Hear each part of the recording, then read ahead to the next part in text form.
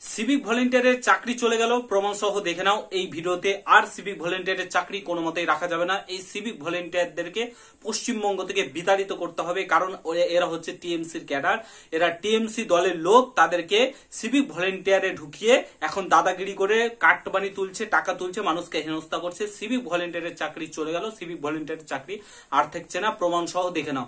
যতই এদেরকে নিয়ে ভিডিও বানায়, যতই এদেরকে নিয়ে মানুষ বলে, যতই এদেরকে নিয়ে মানুষ ঘৃণা করে, তার সত্ত্বেও এরা শুধরে না শুধরে তত বেশি মানুষকে হেনস্থা করে, মানুষকে মারধর করে, গুন্ডামি করে, নিজেকে ডিএসপি অফিসার ভাবছে এবং সেটাই তারা করে বেড়াচ্ছে এবং তারা কিন্তু থামছেই না।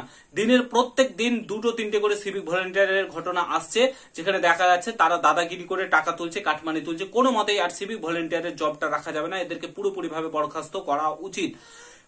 পুরো ভিডিওটা দেখো। চ্যানেলে নতুন হলে অতি অবশ্যই চ্যানেলটাকে সাবস্ক্রাইব করে পাশে থাকা বেল আইকনটাকে প্রেস করে দেবে। যখনই আমি নতুন ভিডিও আপলোড করবো তার নোটিফিকেশন সর্বপ্রথম পেতে অতি অবশ্যই চ্যানেলটাকে সাবস্ক্রাইব করে দিবে। ফার্স্ট অফ অল তোমরা এই ভিডিওটা একবার দেখে নাও। ঘাটে মারবে আমাকে, তুমি সিভিক হয়ে আবার বেশি বাড়াবাড়ি। হ্যাঁ, তুমি সিভিক হয়ে, সিভিক পুলিশ আমাকে ড্রেস খুলে মারতে আসছে, আমাকে সিভিক পুলিশ ড্রেস খুলে মারবে। হ্যাঁ, ও বলছে আমি এখন পাবলিক। হ্যাঁ, কত বড় সাহস! মিলেমিশে চলতে হবে, ওকে ভালোভাবে বললাম। ওখানে পয়সা দেবো, এখানে দেবো না। তাহলে ও অত হুট যদি করবে কি আছে?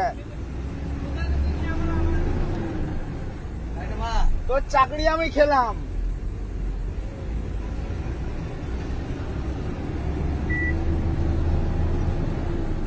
তো আশা করি তোমরা প্রত্যেকে ভিডিওটা দেখলে। একটা ট্রাক ড্রাইভার ঘুষ না দেওয়ার জন্য, ঘুষ দেবে না, ট্রাক ড্রাইভারটা ঘুষ দেবে না, তো এই সিভিক ভলেন্টিয়ার কি করেছে, জামা খুলে তাকে মারতে গেছে, মারধর করতে গেছে।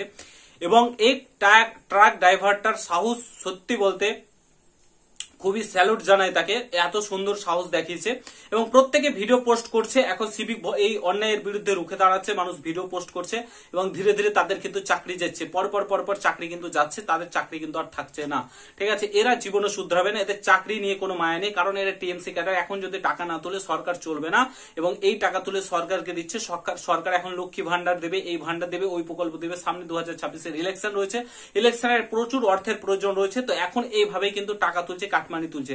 তাতে সিভিক ভলেন্টিয়ারের চাকরি থাকুক বা না থাকুক তাতে কোনো যায় আসে না, তারা চাকরি কিন্তু হারাচ্ছে, এতে নেতাদের কোনো যায় আসে না।